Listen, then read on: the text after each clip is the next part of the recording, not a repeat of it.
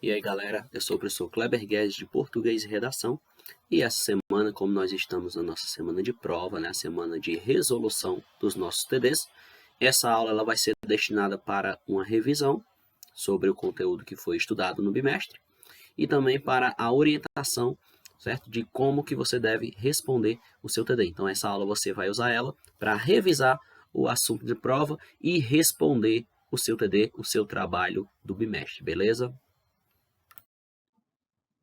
Bom, e vamos aqui continuando na nossa aula de revisão, na unidade 5. Nós estamos no gênero poema, que é o gênero textual da prova dessa semana. Então, estamos na disciplina de redação, gênero poesia, tá bom? A poesia, claro, faz parte da literatura, tá bom? Na língua portuguesa. Vamos começar com esse trecho aqui, uma citação de Manuel Bandeira, ó. Compreendi que a poesia está nas palavras, se faz com palavras e não com ideias e sentimentos, muito embora, bem entendido, seja pela força do sentimento ou pela tensão do espírito, que acodem ao poeta as combinações de palavras onde há carga de poesia. Manuel Bandeira. Poesia. A poesia, nós temos o conceito de poesia e poema, estrutura, versos, estrofes, musicalidade de poesia, o eu lírico, rima, métrica, recursos estilísticos, sonoros e estilos de poesia, tudo que a gente vai ver na nossa aula de hoje. Vamos ver aqui esse textozinho, ó, convite. Poesia é brincar com palavras, como se brinca com bola, papagaio, peão. Só que bola, papagaio e peão, de tanto brincar se gastam. As palavras não. Quanto mais se brinca com elas, mais novas ficam. Como a água do rio, que é a água sempre nova. Como cada dia, que é sempre um novo dia. Vamos brincar de poesia? Esse texto é do José Paulo Paes. Percebam que a poesia, ó, ela é organizada em estrofes, que são os parágrafos, e em versos, que são as linhas. Poesia é o mesmo que poema? Não. Haverá poesia sempre que, criando ou fazendo coisas, somos dominados pelo sentimento de belo, sempre que nos comovemos com lugares, pessoas e objetos. A poesia, portanto, pode estar nos lugares, nos objetos e nas pessoas. Assim, não só os poemas, mas uma paisagem, uma pintura, uma foto, uma dança, um gesto, um conto, por exemplo, podem estar carregados de poesia. Poema é uma palavra que vem do latim e que significava composição em verso. Então, companhia de atores, comédia, peça teatral, o que se faz, obra, manual, criação de espírito e invenção. Portanto, poema é a poesia que se organiza com as palavras. Aqui nós temos a estrutura do poema. Como vocês podem perceber, ó, um parágrafo a gente chama de estrofe. Tá bom? Parágrafo nós chamamos de estrofe. A poesia tem tudo a ver com a tua dor e alegrias, com as cores, as formas, os cheiros, os sabores e a música do mundo. Isso aqui é uma estrofe, é um parágrafo. Tá bom? Cada linha dessa a gente chama de verso. Tá bom? Cada linha dessa a gente chama de verso. E cada grupo de linhas, né, que são os parágrafos, a gente chama de estrofe. Estrutura do texto em prosa. O texto em prosa ele é formado por parágrafos. Certo dia, Aline resolveu que iria ver o exato momento em que a noite chega. Ela resolveu ficar olhando para o céu da janela de seu quarto, prestando muita atenção em cada mudança do céu.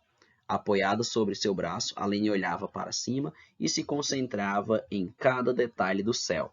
Aos poucos, a menina adormeceu. Quando acordou, já era noite, e todas as estrelas estavam visíveis. A Aline ficou triste, mas logo se esqueceu da tristeza, pois ficou admirando o céu estrelado. Estrutura do texto em prosa. O texto em prosa ele é formado por parágrafos, como se fosse uma redação normal. Vai do início até o final da linha. Tá bom? Esse aqui é o modelo de poesia em prosa, como uma dissertação normal vai ocupar o espaço da folha normalmente. Classificação por estrofe. As estrofes podem ser classificadas como? Então vamos lá. Quando tem um verso só, uma linha, né? É um monóstico. Quando tem duas linhas, ó galera, sempre que eu falar linha, eu estou referindo a verso. Então na poesia a gente não fala linha, a gente fala verso. Então 2 versos é um dístico. Uma estrofe com 3 versos é um terceto. Uma estrofe com 4 versos É um quarteto ou uma quadra. 5 é quintilha, 6 é sextilha, é sétima, oitava, nona e décima. Ou seja, por exemplo, uma estrofe, né, um parágrafo com 10 linhas, ou seja, com 10 versos, a gente chama de uma décima. Então, todas as estrofes que tenham mais de 10 versos recebem a denominação de irregulares. Soneto, por exemplo. Soneto ele é um texto que ele é constituído de 2 quartetos e 2 tercetos.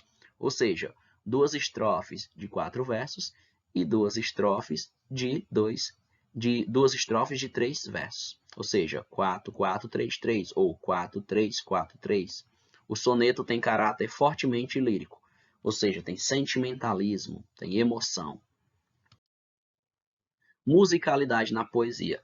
A musicalidade na poesia é porque a gente pode ler com um ritmo. Assim como uma música tem um ritmo, as palavras se combinam, na poesia também tem um ritmo. Ela pode ser cantada, né? Acompanhamento musical, antigamente era assim. Então a poesia ela pode ter um ritmo de uma música. Então você lê conforme o ritmo dela. As palavras podem rimar e combinar.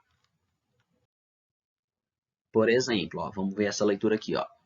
Passa tempo, tic-tac, tic-tac, passa a hora. Chega logo, tic-tac, tic-tac, vai embora. Passa tempo bem depressa, não atrasa, não demora. Quem já estou muito cansado, já perdi toda a alegria de fazer meu tic-tac dia e noite, noite e dia. Tic-tac, tic-tac, tic-tac.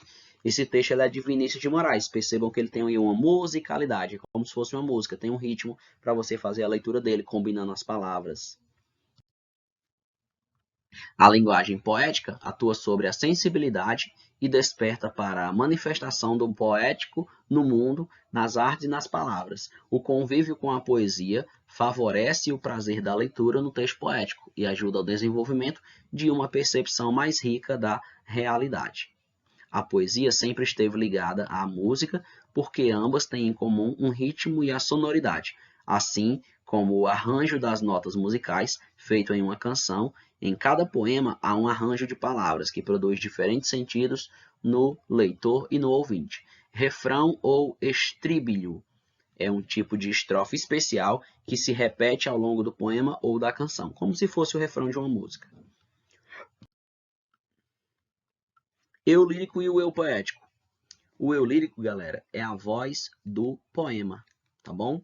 Eu lírico é a voz do poema. O eu lírico também é uma criação literária, é uma ficção.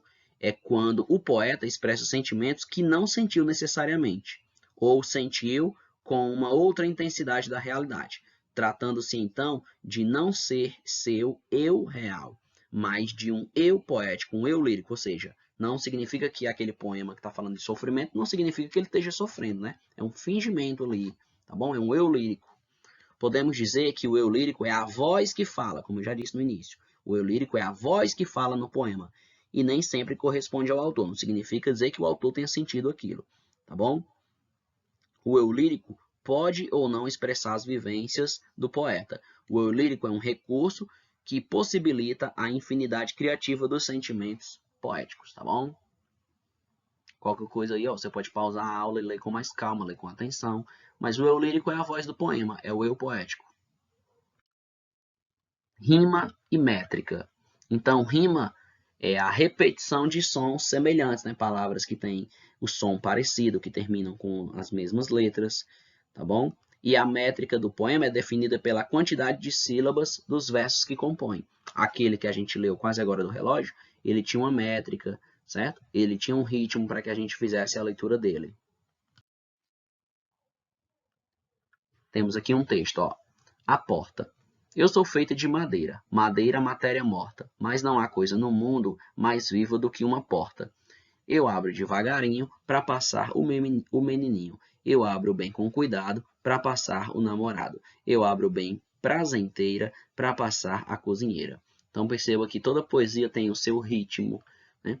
Tem as suas rimas, são as palavras que se combinam, morta, porta, devagarinho, menininho. As palavras que se combinam, devagarinho, menininho, tem várias outras que combinam. Quartel, céu.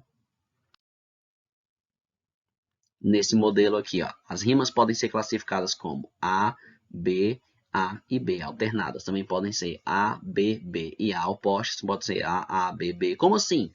Por exemplo, A, gira, gira, girassol.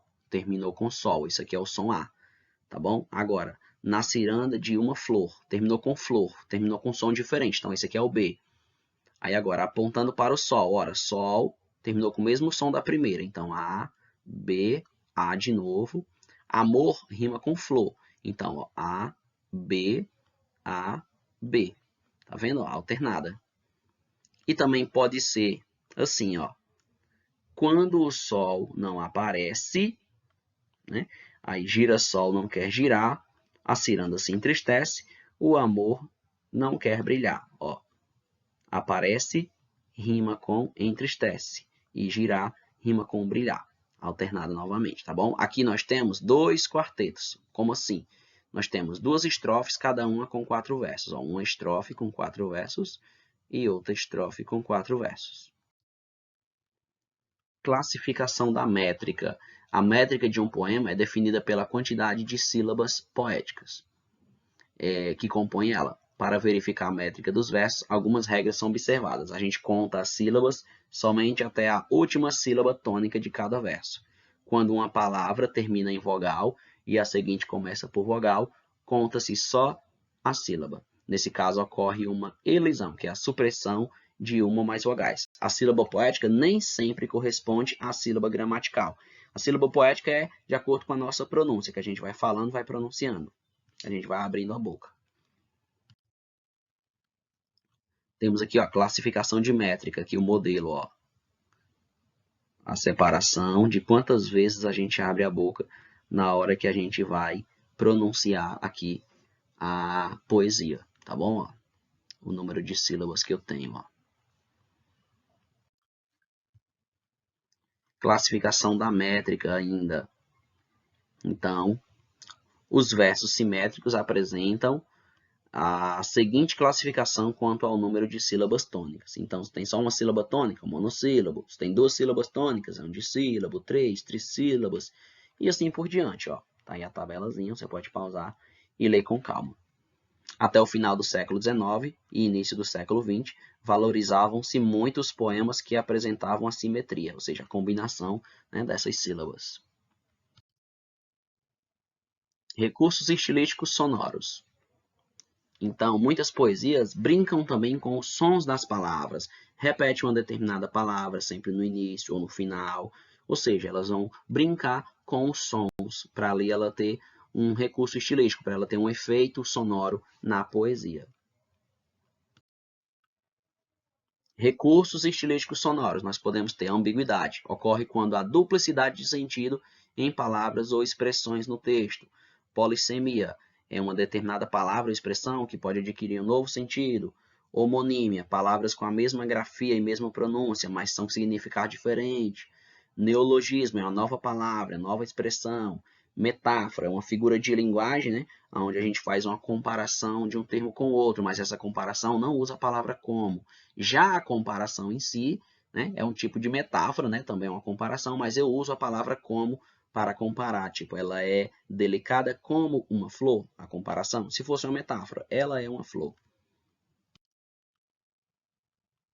Recursos estilísticos e sonoros. Nós temos a ordem direta ou inversa dos termos. Ordem direta é quando o próprio personagem, por exemplo, fala, certo? Ordem indireta é quando o tipo narrador fala pelo personagem, se na sua poesia tiver um narrador. Aí tem repetição de palavras, tá bom? Onomatopeias, que são imitações de sons ou ruídos, certo? Assonâncias, aliteração, nasalização, né? Que todos eles vão ser recursos sonoros, né? Vão usar determinadas sílabas, repetir letras, tá bom? Temos aqui um modelo de poesia que é Exilada por Elia José, você pode pausar para realizar a leitura. Temos aqui mais estilos de poesia. Ó, a epopeia. A epopeia é um poema épico, que é uma narrativa histórica, mitológica, com heróis lendários. Né? O metapoema. Poema em que o autor fala sobre o próprio poema. Ou seja, o autor fala sobre a própria criação de fazer poesia. Poesia concreta. Foi um movimento vanguardista que ocorreu nas artes plásticas. A poesia concreta é a poesia visual. É quando a poesia também forma uma imagem. A poesia é uma pintura que se move e uma música que pensa. Aqui tem sugestões de livros de poesia para vocês.